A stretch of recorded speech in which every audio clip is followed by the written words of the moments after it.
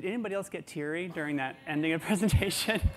Yes. So I feel a little emotional right now. Which I think is really appropriate, actually, for the kind of work that we do, because we're trying to bring humanity back into the workplace, getting away from mindless experiences and mindless work.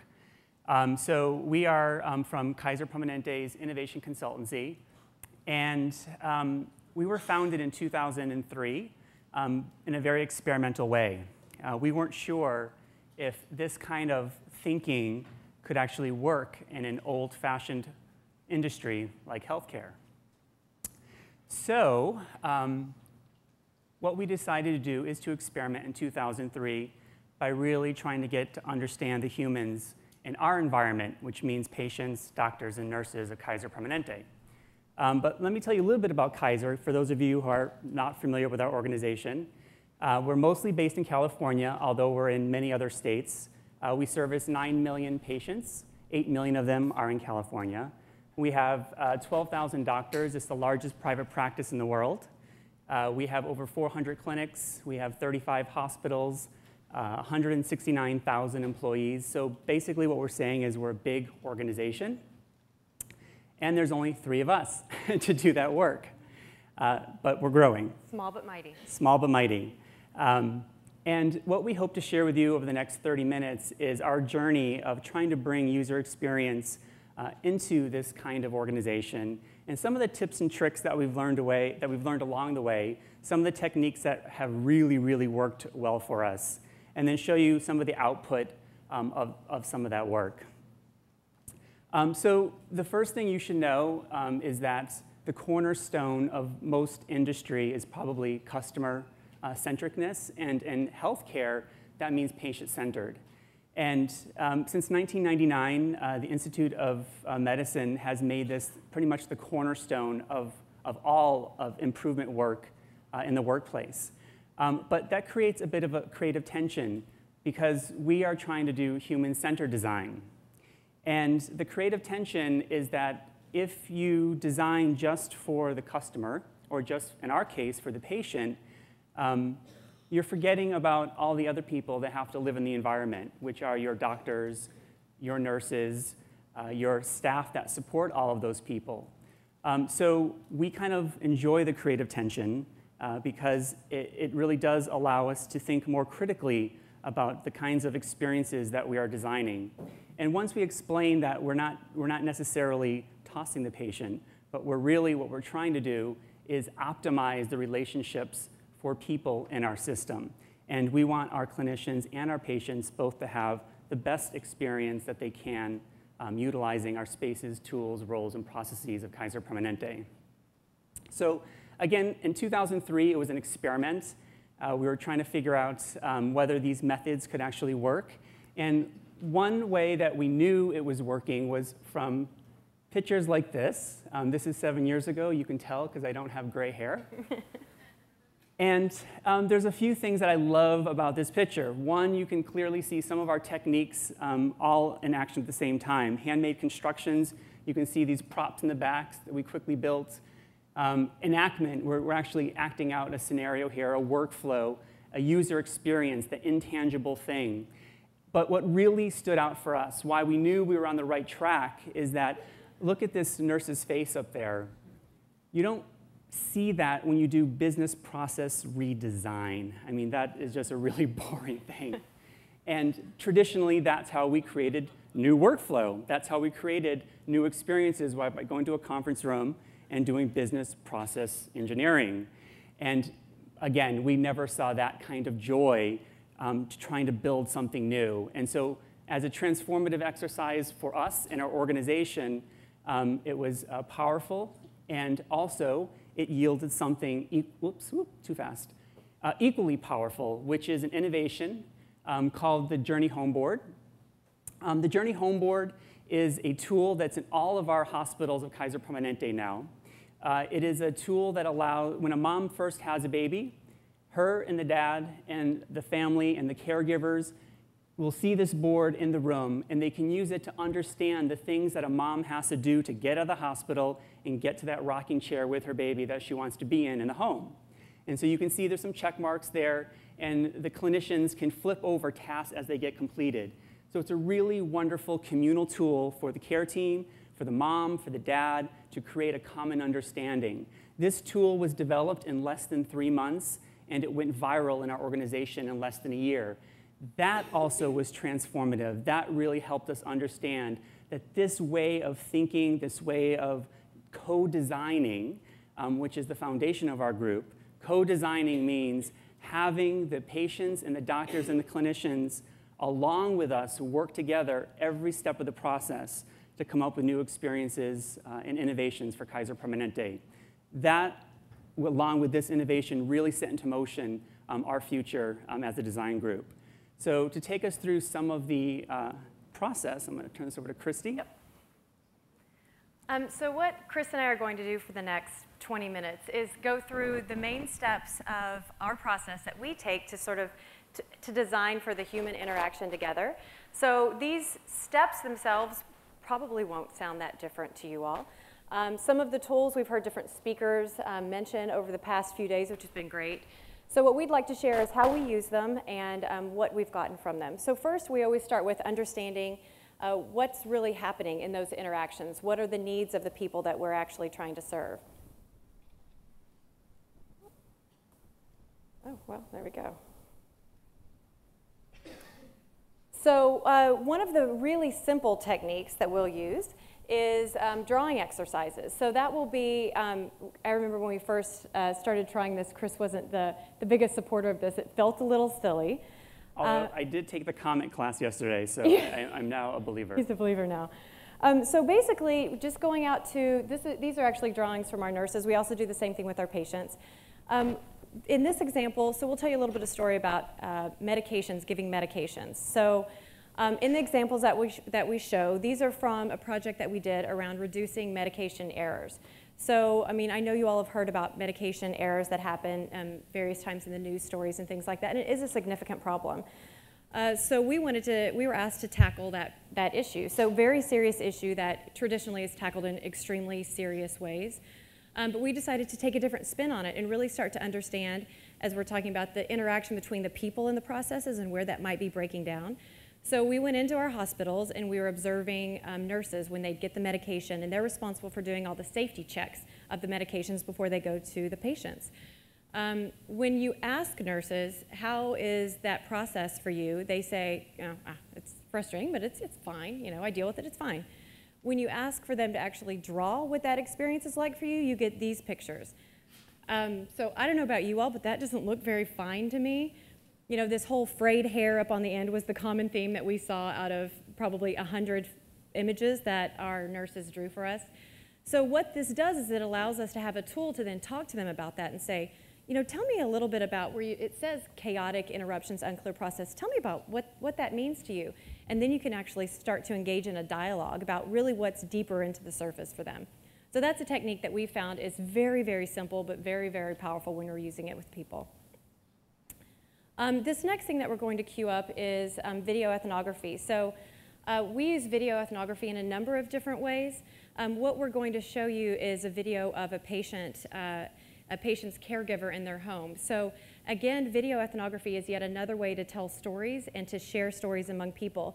When you're beginning to try and co-design, what's really, really important is that you get the viewpoint of other people so that you start to see how other people are experiencing things. You rarely ever have the opportunity to walk in someone else's shoes. Video ethnography helps you to do that. So we're going to queue up a little bit of a video that we took of a patient that was in one of our hospitals. And this is a video of his wife and what actually happens when she leaves and goes back home and how she organizes her medications, which was very insightful for our clinicians. See what you think. I took it to the clinic because the endocrinologist may have questions. But normally it stays right here because I have it arranged. When he was discharged from the hospital, this is what they gave me. Henry, do you have the oxycodone? This one was in the press. Okay. Oxycodone. This is the one that died. Yes, it stays on the stove. Yeah. Same thing at lunch, you put it in the cup and... Yes, Have I it- always do it with a cup. Okay, got it. And it goes with his meal. So beyond the obvious that she doesn't cook, this is where she keeps her meds. I think part of the insight that our clinicians started to get from this is, wow, we don't think about what happens when people actually go home from our hospitals. We have professional staff that are organizing all of those medications. When we send them home and they bring all their things home in a bag and they have to reset up in their lives and make this work in their lives, that's pretty powerful. So from things like that, you can start to gain a deeper empathy and a deeper understanding in that connection. So along that deeper empathy and deeper understanding, another really good tool for being able to show videos or be able to tell stories is a way that if you're going to co-design, one really significant thing about co-designing is, one I'd mentioned, understanding other people's viewpoints, but also feeling heard yourself, because if you can't feel like someone understands where you are, it's hard to design solutions that might change what your current state is. So one of the things that we do actually, what you'll see in this video, is this is a side-by-side. This is actually a photograph that we took every minute during a nurse's shift, and we cut it down, so we're not going to show you the whole thing. But we took one photo every minute of what a nurse is doing during an 8-hour shift at the hospital. Then we also took a photo every minute of what the patient is seeing in their hospital room. And when we brought people together for a design session, we actually showed this to them so that the patients could see and the nurses could see what the differences or the similarities were in those worlds. So take a look at that and see what you think.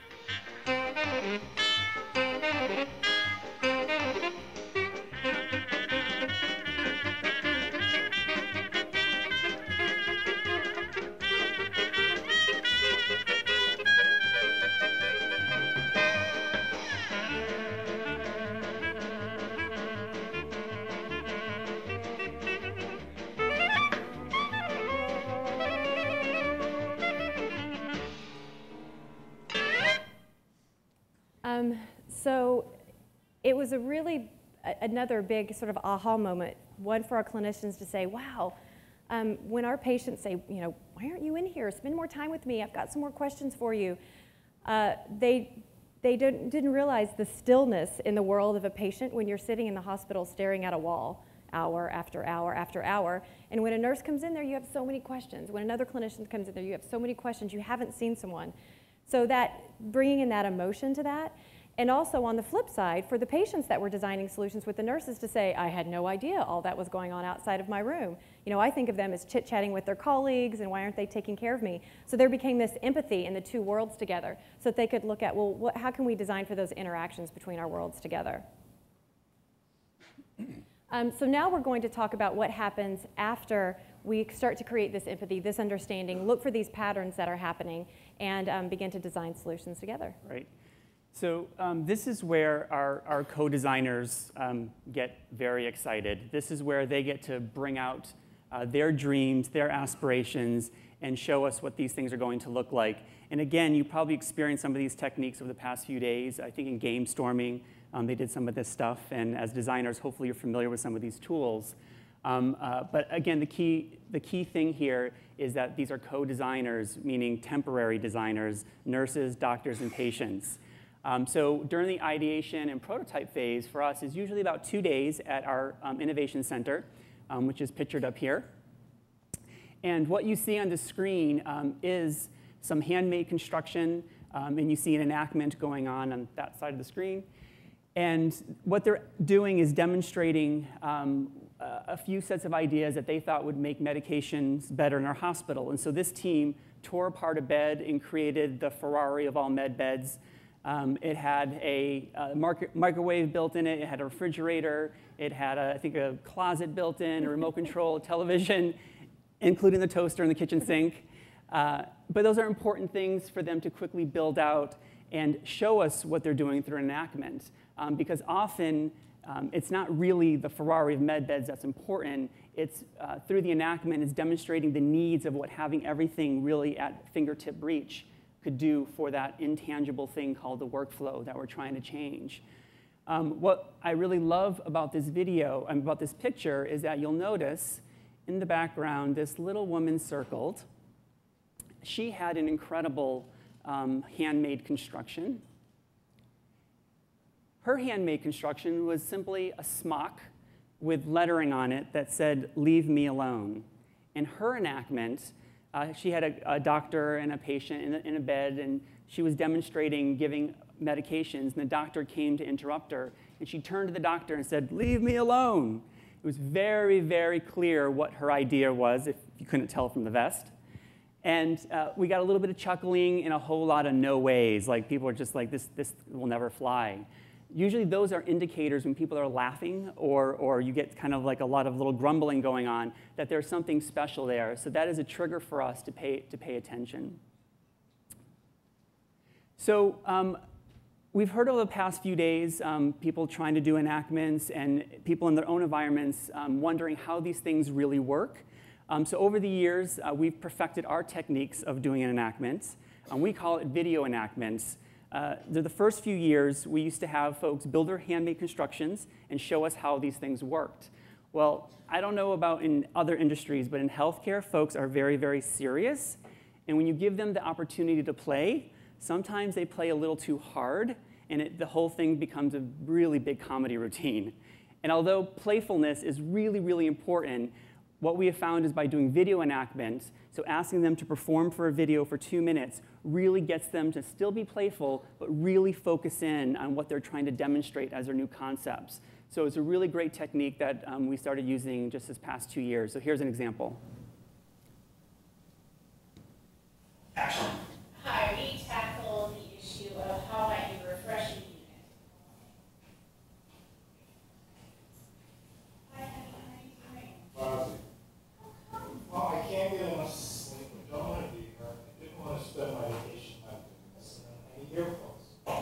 Well, see, they've given us this readiness checklist that we can fill out together. And in fact, they have that we can choose earplugs. How we do that, we'll choose the earplugs, and then look, it's recyclable, and it's also do not disturb sign. Okay.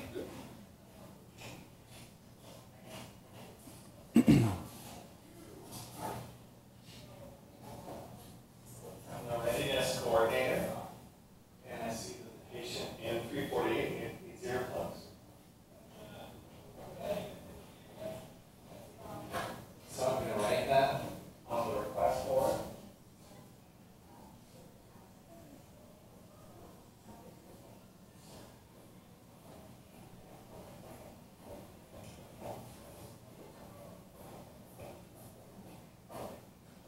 Oh, I think we have a function. That's fine. Oh, let's get it. And this goes to our head, so then I'll pick it up, and I'll go continue. Now, fireman will come up and pick up, but you want to designated spot.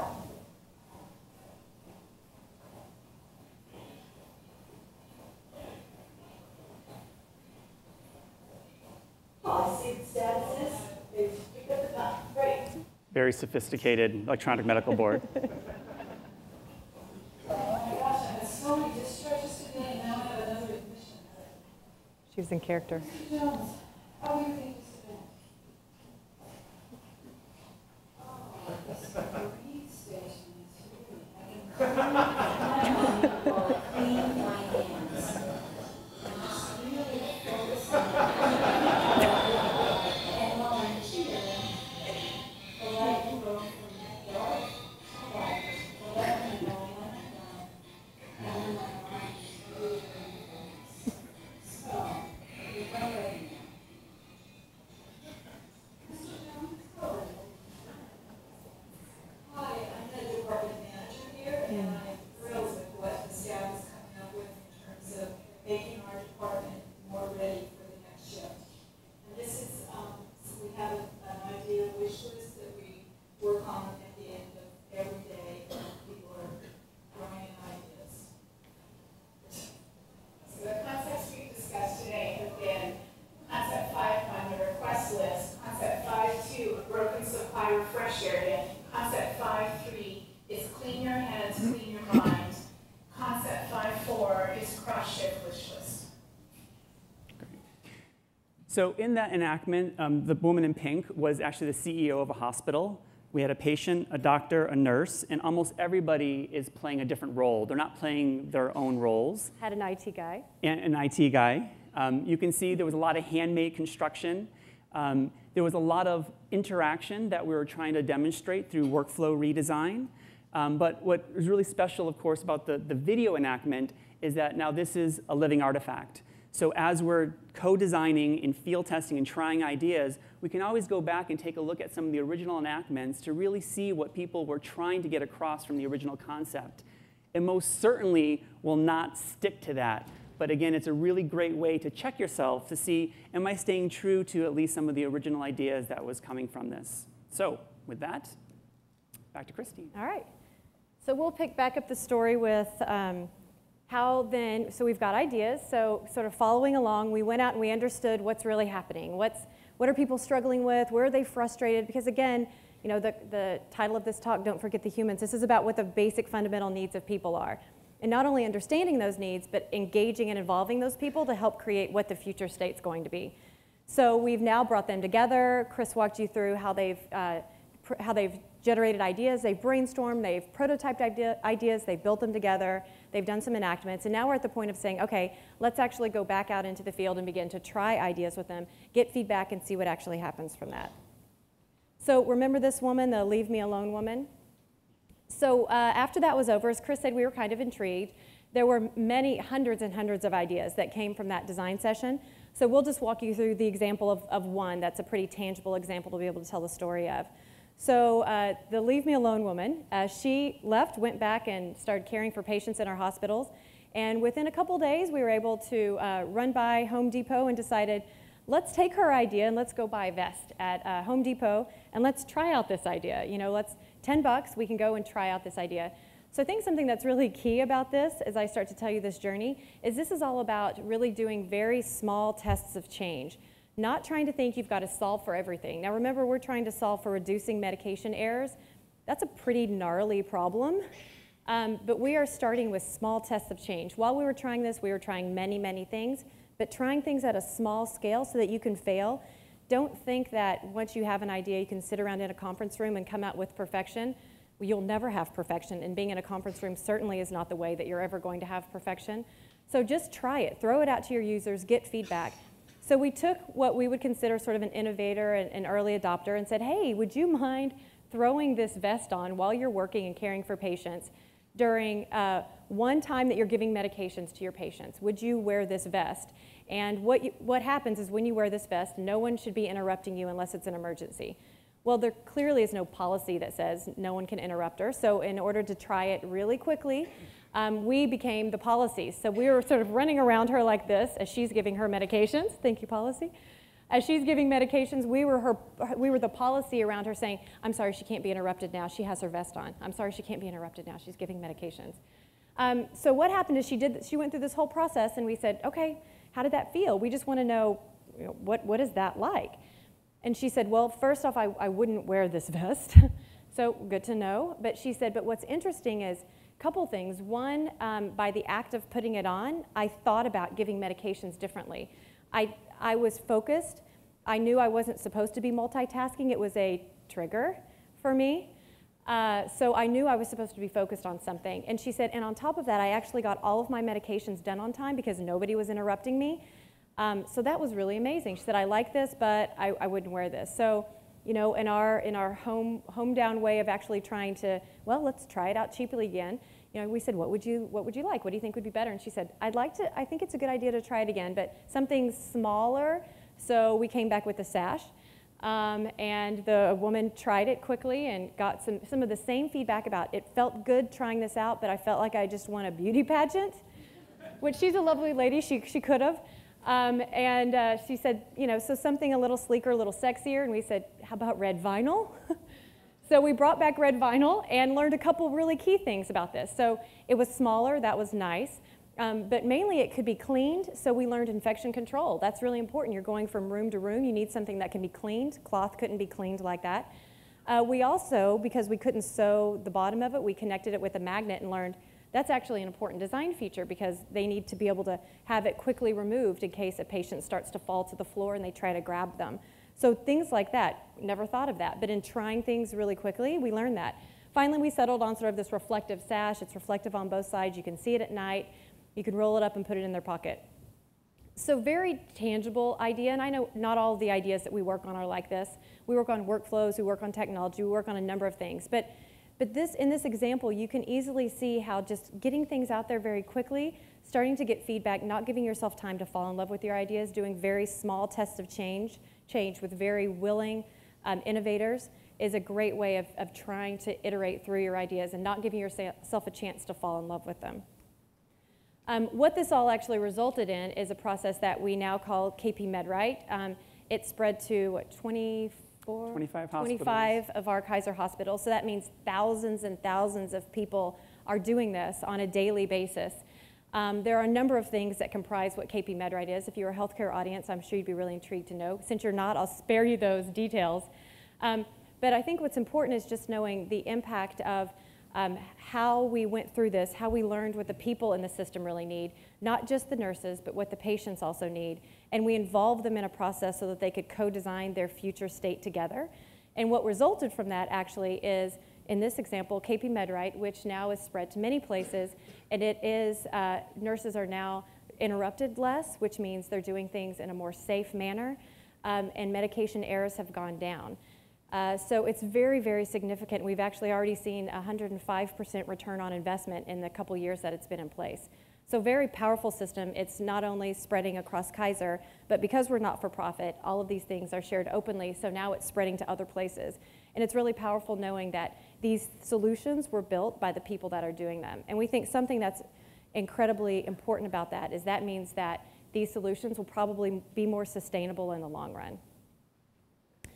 So, so quickly to sort of highlight some of the tools along the steps of the process. So understanding and looking for patterns, drawing your experience, video ethnography, time-lapse video. These are some really basic, really strong and powerful tools to tell the story and to understand. Ideate and prototype, so handmade constructions, getting in there, building out what your ideas are, getting very physical with them through building them and doing the enactments and starting to see how the tools, how the workflows, how all these things work together. Trying out ideas and getting them out there so that people can actually respond to them, doing very small tests of change, not giving yourself a chance to fall in love with your ideas, getting feedback very quickly, and not trying to go with the people who are just don't want to do anything. Connect yourselves with those innovators and those early adopters to really give it a chance to breathe a little bit of life into it and see if there's some possibility behind those ideas. And go to the next final slide, great. So, ultimately, we really see ourselves as trying to bring humanity back to the experiences in the healthcare system. I started off talking about mindless experiences and mindless work. And I think because of the techniques that we use, because of the way that we co-design with our patients and clinicians, we've been able to achieve a very large level of success. You can see across the top. Those are the years going across, and we have some major innovations that have spread not only to all Kaiser Permanente hospitals, but to other countries, including Canada, the United Kingdom, Australia, of course, many states within the United States. And more and more healthcare organizations are starting to bring folks like us, designers, into in-house. So we're seeing more and more replications of the kind of work that we do budding out into other healthcare organizations. So we think this is a really important way of working. It's an emerging field, and user experience in the live human experience is a really important thing. So thank you. Want a hug? Yeah, there. There was a comment, I won't say from whom, but Twitter will make it available to anybody who bothers to search on it, from one of the attendees who said, "I'm always a little suspicious when user-centered design gets too close to outsourcing design responsibility to users," right? So involving the nurses, involving the folks in the design process. What is the role of the designer and in crafting the solution versus just like, well, have them figure it out kinds of stuff? Like, how do you strike that balance? Yeah, I'll take a crack and then you can build on it. I think that some of it, this has been a journey for us, and I think we've found a good balance between getting feedback and also seeing the bigger picture of what would be beneficial in the system. So I think Chris at some point in the presentation had talked about, when they were designing the Ferrari of beds, we didn't take that literally and say, okay, the users say we need an amazing bed. But we took that as what they are looking for is things at their fingertips. So sometimes it's not taking verbatim what the idea is, but understanding more deeply what is the need that's surfacing that idea. So I think that's where, as a designer, when you're looking at trying to create solutions, you've got to understand that and dig a little deeper to understand what the needs are. Because sometimes the ideas they surface aren't so much about the ideas, but they're about the need behind the idea. And I would say in 2003 when we started, I think we thought we were going to offload this onto our end users, that we would train people with the very basics of design and they would be able to redesign their lives. And what we discovered over the years that it indeed is not possible. And so the designer's role on our teams is to lead the design. But we have co-designers because we know in our system that if they are not involved with every step of the way, that the ideas almost always are rejected. So by having their DNA infused not only in the actual design, but in the observation, in the field testing, and even in the piloting of some of these ideas, you're not only creating better ideas, but you're generating the will to want to implement these ideas, and then you're generating champions who will carry these ideas to be spread in other environments. So we're not just making them co-designers for the design process, we're actually creating change agents through this work as a side benefit.